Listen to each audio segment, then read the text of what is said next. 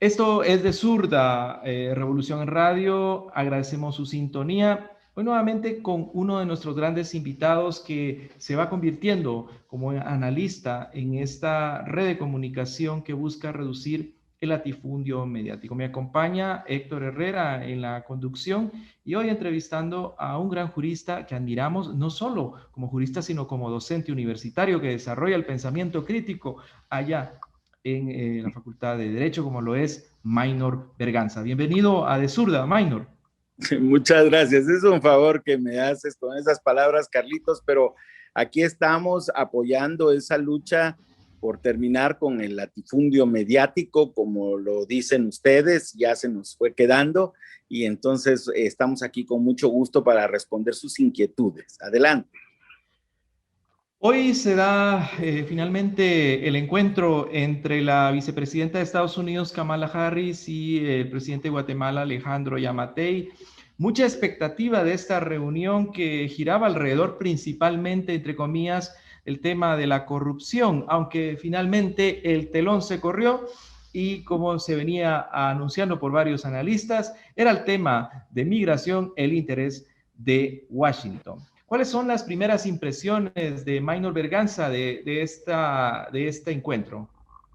Bueno, quisiera decir que en algún sentido no nos resulta extraño a los guatemaltecos que una mirada desde el imperio, desde uno de los estados más poderosos de la tierra, pues se volque o se vuelque, para usar mejor el término, sobre nuestro pequeño país, sobre nuestro pequeño estado. ¿Y por qué? Es una pregunta importante. Efectivamente, ahí detrás de un hecho sociológicamente admitido por la gran mayoría de pensadores, la migración es un derecho humano. Siempre ha habido migración en la humanidad y indudablemente que si Estados Unidos está preocupado por esa migración, pues habría que saber por qué, ¿no? ¿Cuál es la razón tras esa preocupación?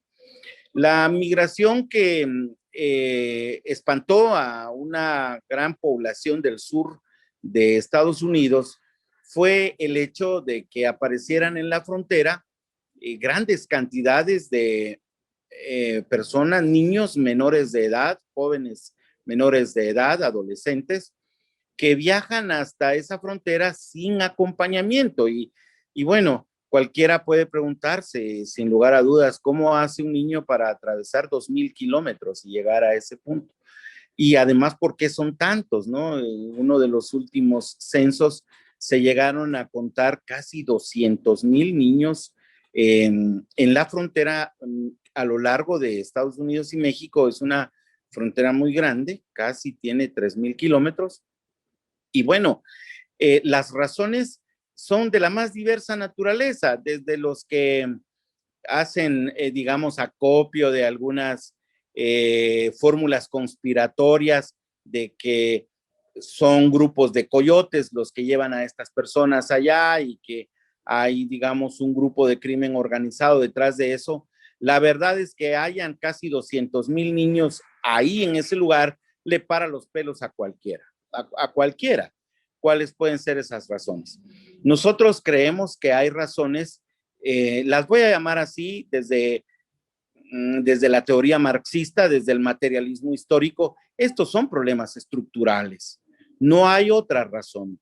Es decir, estos niños son parte de los grupos poblacionales empobrecidos por un sistema económico oligarca que no paga salarios mínimos dignos, sino paga salarios mínimos de hambre. Todos esos niños son expulsados del bienestar a partir de que grandes masas de la población sufre este sistema. Y entonces los migrantes lo que constituyen son grupos de personas buscando mejorar la vida. Bueno, y el norte es como un sueño en muchos casos falso, en muchos casos exitoso, pero muchas de estas personas no necesariamente encuentran esa solución. Ahora bien, en medio de ese flujo migratorio, indudablemente el país del norte, el país hegemónico, lo que también padece, digamos, es un tránsito de estupefacientes. También hay ahí grupos criminales que se dedican a aprovechar esta migración para tener, digamos, un tráfico de drogas. Todo esto ha sido satanizado. Los migrantes que buscan posibilidades económicas para resolver su maltrecha vida se ven involucrados también en persecuciones de grupos que presuntamente combaten el narcotráfico, pero que también les hacen exacciones económicas. Muchos sufren secuestros, les cobran a sus familiares del lado de Estados Unidos, etcétera. Pero en esencia, el gobierno norteamericano ha encontrado en ese flujo un asunto con el cual justificar su reposicionamiento. Estados Unidos lo que tiene en los últimos meses es avivada, atizada, explosionada en su cara una lucha comercial con China. Tiene a China en las fronteras de Guatemala con El Salvador y lo que está haciendo es justificar por todas estas razones la ocupación del Estado guatemalteco para ponerle límite al avance de este gran dragón que está tomando cada vez más mercados en la región. Realmente estamos los guatemaltecos, y esto es primicia para De Zurda. Es una primera vez que lo digo ante los medios de comunicación. Lo que existe verdaderamente detrás de esta visita es la lucha comercial que Estados Unidos está llevando con China. No hay tales razones fundadas en querer mejorar la situación del desarrollo nacional en Guatemala.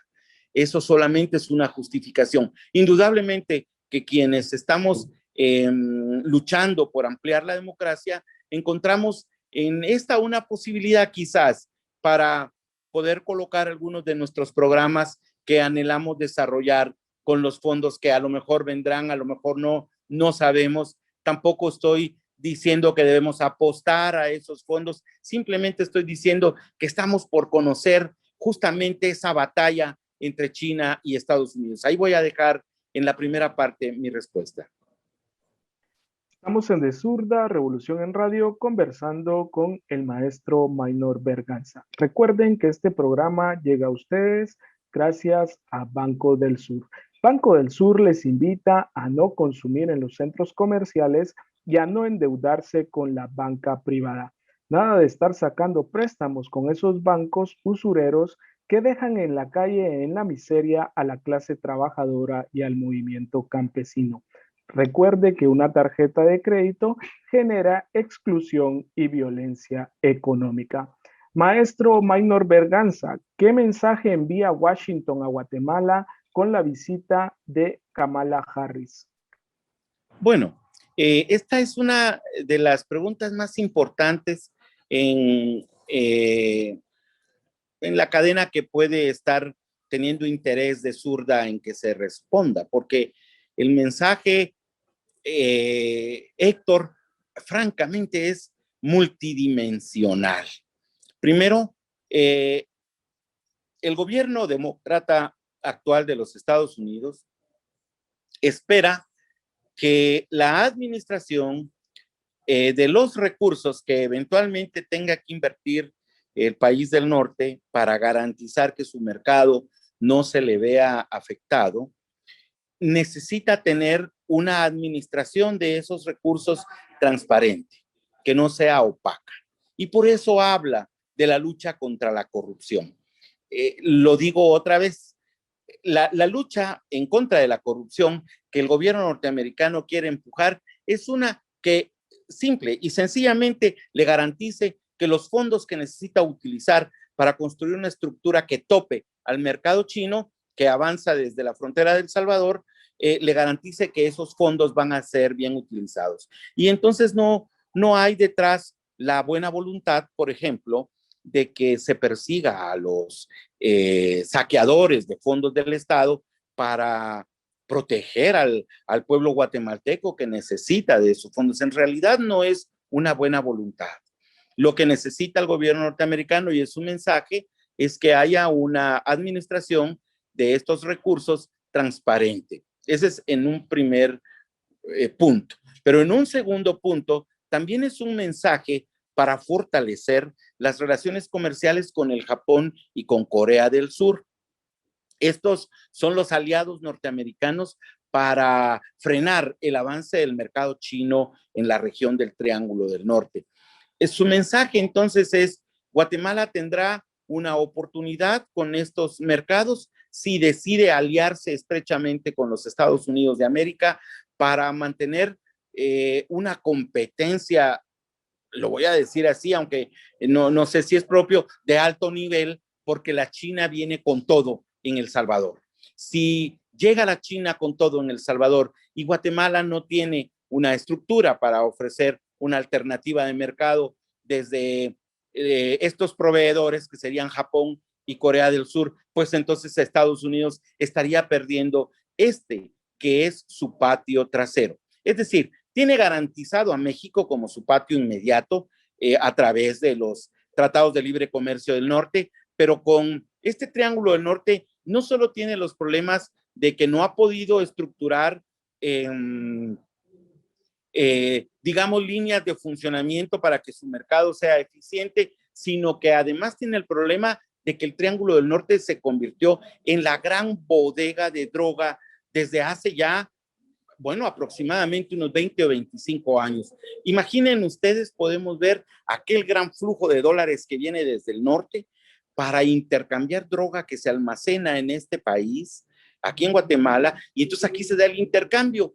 Ese dinero sucio, ese dinero oscuro que los bancos, el sistema financiero guatemalteco ha abierto las puertas para ese dinero y que lo ha, coloquialmente hablando, lo ha porquerizado porque lo lava en sus propios bancos. Estados Unidos tiene la necesidad de dejar claro el mensaje de que si van a haber más de esas transacciones en el sistema financiero, bueno, pues va a tener a sus tres sistemas más fuertes: el de justicia, el de investigación y el de control del tráfico del dinero, dispuestos a capturar y procesar a quienes estén vinculados en el control de esos dineros mal habidos que, bueno, el sistema norteamericano no ha permitido que esté saneado en sus bancos. Y si hay bancos que se han prestado a sanear ese dinero, bueno, pues este es el mensaje, es que ahora van a ser perseguidos aquellos que estén lavando dinero, no solo en el sistema bancario guatemalteco, sino utilizando al sistema bancario norteamericano. Estas son de las cuestiones pragmáticas que están debajo de los mensajes subliminales. Algunos se han perdido en decir que esta fuerza de tarea en contra de la corrupción y que se presenta como una nueva CICIG, como una nueva FESI, etcétera, estamos perdidos. La verdad es que se trata de proteger esos capitales que Estados Unidos está dispuesto a invertir para construir este frente en contra del mercado chino. Hasta ahí puedo decir en esta segunda pregunta.